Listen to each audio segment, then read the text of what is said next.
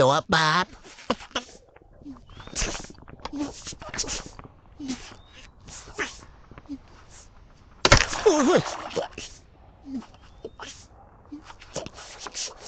bạn đã bạn bỏ hối bạn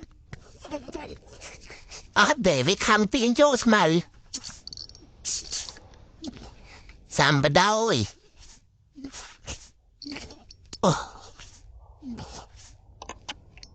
Oh.